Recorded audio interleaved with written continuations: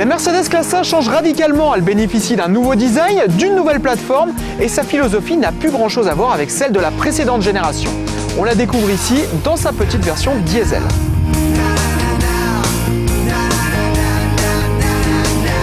Sur cette nouvelle Classe A, seul le nom change. Il s'agit toujours d'un modèle compact, nettement plus long toutefois puisque la voiture gagne 46 cm.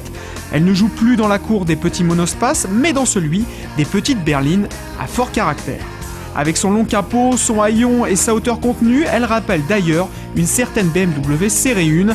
Les détails esthétiques sont particulièrement travaillés, avec des nervures parcourant l'ensemble de la carrosserie, une calandre verticale et un béquet arrière accentuant le côté sportif.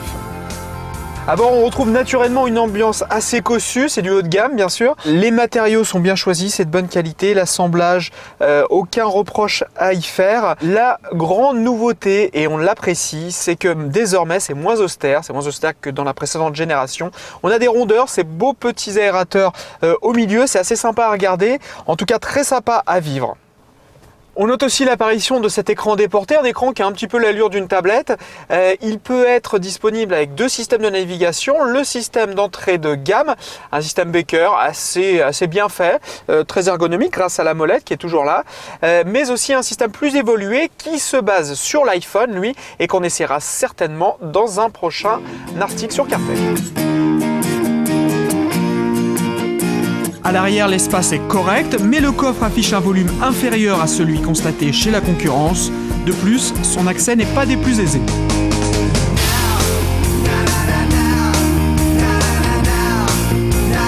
On est maintenant en présence d'une voiture nettement plus dynamique, ça s'explique déjà par la conception de cette voiture qui est plus basse que la précédente génération, mais aussi par des trains roulants qui ont été typés quand même un petit peu sport.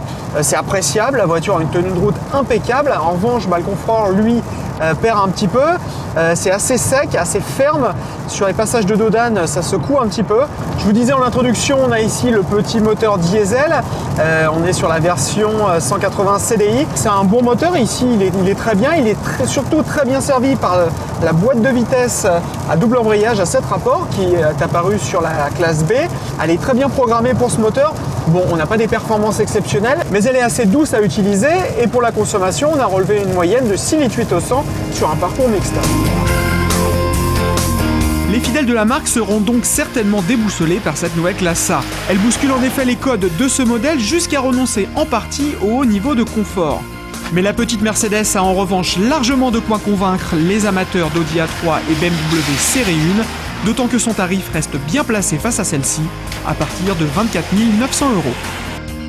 On résume les points positifs, le comportement routier, la finition intérieure et la douceur de la boîte à double embrayage.